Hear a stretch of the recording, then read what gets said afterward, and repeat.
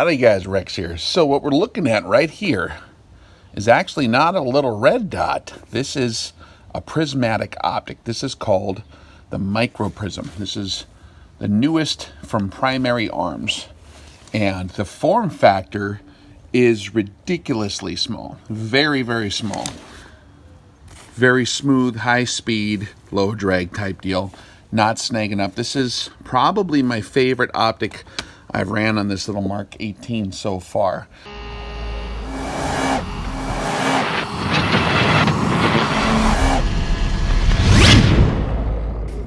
Howdy guys, Rex here. So we're taking a look at the Primary Arms SLX 1-power MicroPrism.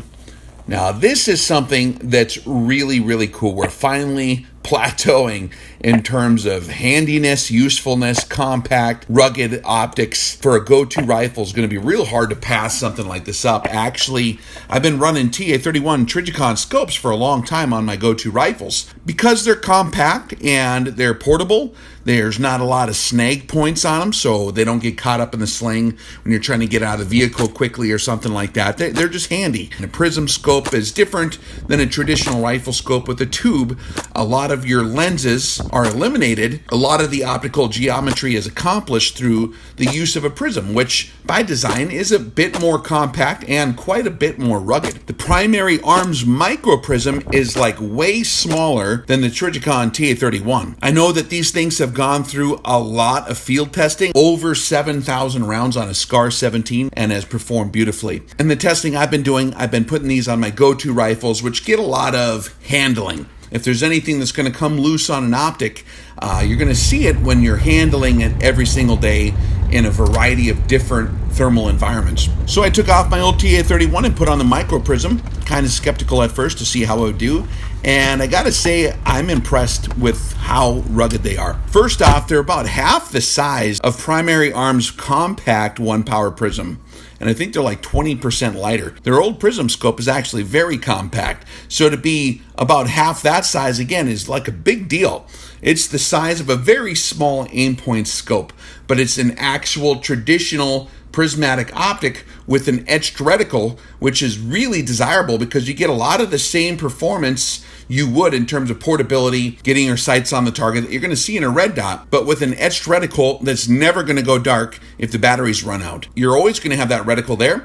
You don't have any problems if you have astigmatism because it's not a illuminated dot. It's actually a reticle with a diopter adjustment. You can dial it right in for your eye, and it's crisp sharp even with your astigmatism. You have a Chevron aiming point with the Cyclops Generation 2 reticle, which you can be very, very precise with. I actually shot just as well with the 1-power MicroPrism as I did with the TA31 at 3.5 power, or for that matter with my 1:6 compacts, or with a much more powerful, high-powered rifle scope. You can aim just as fine as anything else. With the Chevron, you got an infinitely small aiming point to where you can hold as tight as you can see. So if you have decent vision and if you have experience shooting with a variety of different magnifications, I was able to get my stock M855 ammo to shoot consistent 1.5 to 2 minute of angle accuracy with 10 shot groups over the course of the testing, which is actually very good with no accuracy modifications,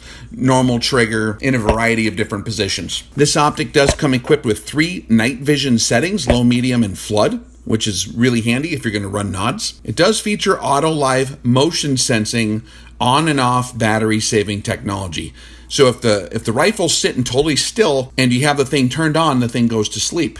The second you move it, it's the same technology you have in your phone. If you move your phone, it turns on. There's a little switch in there, an AutoLive switch, and it turns it back on, which is nice for keeping the battery life long. These have a very good battery life for the Illumination, almost 30,000 hours of battery life, even at a medium setting, which on a standard CR2032 battery, which actually I think is a great choice because it's not some weird proprietary hard-to-find battery that you have to dig for.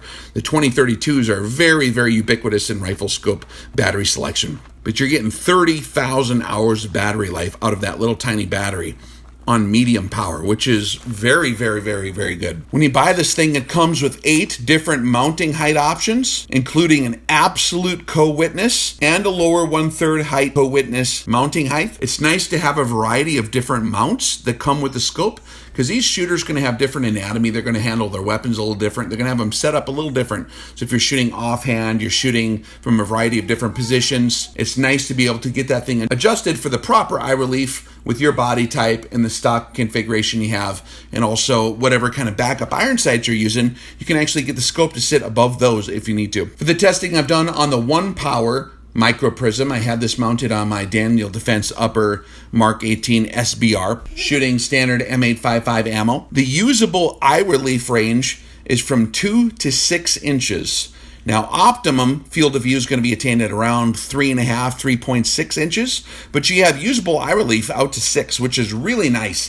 That's one of the main reasons I'm going to probably switch over to this scope. Preferring it over the Trijicon TA31, as nice as it is really, really fussy with its eye relief. If you're not right up to that scope, you're not going to have proper eye relief. You're not going to be able to see your field of view. You're not going to be able to get proper alignment through the optic. The MicroPrism is a lot more forgiving, a lot more usable, and I found immediately it was way more easy to get on target, especially in goofy firing positions. Of course, being a 1 power, it's excellent for CQB situations. It's also totally usable beyond that. I was having fun out at the range shooting clay pigeons at more than 100 yards away. You can definitely engage E-type silhouettes out to several hundred yards easily. Once you learn the reticle, it's actually not that hard to use. You have plenty of adjustment to get your zero. I think you have 120 minutes of angle, of windage and elevation adjustments. Now the adjustments are 1-minute clicks, which is actually a bit more simple, especially when you're doing odd distances for your zero, like a 25-meter zero, maybe a 36-yard zero, 50-yard zero. A lot of get lost when they're trying to do the conversion. This keeps it very simple because it's a 1-minute click per click. For a 1-power prismatic battle hatchet like this here, 1 minute of angle is totally within the resolution you're going to perform at 100 yards with any statistically significant group size. If you need to do more precision work, then you're going to need a scalpel like a low power variable optic. I'm still pretty darn good, and I was getting about a 2-minute resolution with 10 shots with my factory M855 ammo at 100 yards. And so I was able to subdivide that and get a perfect zero with the Chevron, no problem. Even with a 1-minute click, I'm still able to subdivide a clay pigeon at 100 yards, which is barely visible. So absolutely no practical negatives there.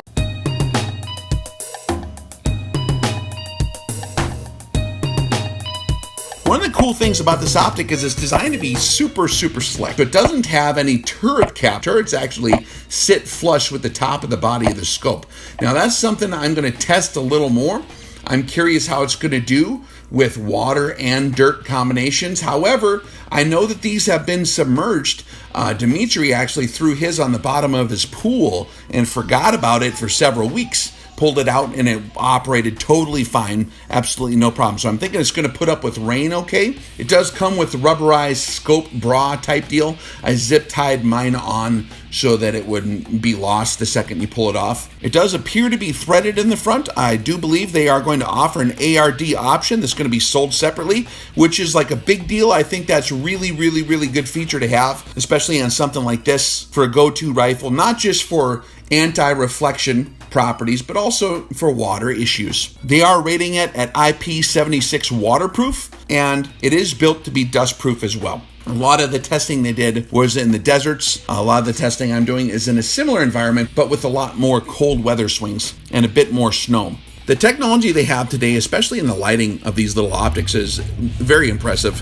The new LED technology is hard to beat. There's so much ground they've covered just in the last few years in getting these things to run very efficiently. Overall, it has 13 illumination settings with the AutoLive motion sensing on-off technology, and it's very, very useful. But again, to repeat, my very favorite part about this optic is the mini prism footprint. It's so small. And on this Mark 18, I have the Bobro mount, which is an excellent mount. It's repeatable. It's very quick to throw on and off. However, the mount that came with it is very slick, and I'm running that on another MicroPrism that I'm reviewing as well. And I actually really like the mount that comes with it. There's always a trade-off Whether you want QD capability, which is nice to be able to get that thing off there real quick, rather than having to tape a little Allen wrench or a Torx wrench to your weapon for whatever mount you have. But it's so slick and so smooth, so low profile. I really like the factory mounts that it comes with, and I played with a variety of the different mounts. It's actually using the Trigicon mount, which is nice because you have a variety of different mounts that you can use. There's a lot of different preferences out there. The one that came with it, actually, so far, I like a lot. I'm going to see how tough it is. I'm going to throw this thing around a little more deliberately now that I'm through some of the initial stages of my testing. But the only protruding part of the optic really is the illumination knob, and it's not even that bad. I don't know of anything else that I've tested that offers this combination of features. It's a prismatic scope with a Chevron reticle. The Cyclops reticle is very desirable, especially in a 1-power scope. It does have the chevron tip surrounded by the donut. The donut will work great for a shotgun. It'll give you an approximate shotgun pattern at 25 yards. It does have a range finder built in right below the chevron in the reticle. You just put the dude's feet on the very bottom hash mark, and if he's around 5'10", which is an average height, however high he is, the very top mark, if he fills up that spot, it's going to be 200 yards away. If he takes up that second one from the top, 300, and the third one from the top, 400 yards. As he's getting farther away, he's getting smaller inside there. So you can have a good idea how far he is. And in order to use the reticle, before you drop in a 5.56 with most ammo, most barrel length, 16-inch barrel, the very bottom corner of the chevron is going to be right on with your 400-yard mark approximately if you're zeroed at the tip of the chevron being 100 yards. So your firing solutions from 0 to 400 are relatively simple. It's all within that chevron. And you can plug in that information. You can look at, they have very good instruction manuals showing exactly where the zeros are, how they work for different calibers. They got information for 308, 7.62 by 39, 300 blackout, and 5.56 with a variety of different barrels with different combinations of how you can zero it. I like the different spacer options they include. Again, they have the cantilever high spacer, they have a cantilever medium spacer, cantilever low spacer. This is so that you can get that optic placed farther back over the top of your backup iron sight, which if you're going to be trying to co-witness, obviously is not going to work. But if your preference is to use the optic in combination with your backup iron sights, leaving your rear iron sight attached, right? You're going to be able to get that optic all the way to the rear till you can get real good eye relief, that optimum 3.6 inches, and it'll work fine. They have a table here of how your optic heights are going to come out to be with your different spacer configurations, which is very handy to have. You can get from 1.1 inches high all the way up to 2.075 inches, and it shows you how the different combinations work together. Very, very nice of them to put that in their information pack. And again, portability is king. If you're looking for something that's super low profile, like the very tiny red dot style optics that have been on the market for a number of years, but is very, very rugged, with an etched reticle that's impervious to your astigmatism and gives you a very fine aiming point where you can actually do semi-precision work with it if you have good enough vision. This is a great option to have. This 1-power MicroPrism is going to be finding a home on several of my go-to rifles that I keep around. And so if you're looking for something for your go-to rifle that fits this bill, it's definitely worth a look at. I will provide a link below. If you use that link below, it'll actually get you straight to what I'm talking about. You can pre-order these before they're released, I believe in August. I'm not sure how fast they're going to go. I am guessing that they're going to go very quickly once the word gets out how these things are performing. So if you want to get your foot in the door on this little optic, I would recommend doing so ASAP. Of course, using the link with Primary Arms does support the channel, and I appreciate that. That keeps me able to be doing what I'm doing. Check it out, and we'll catch you on the flip side.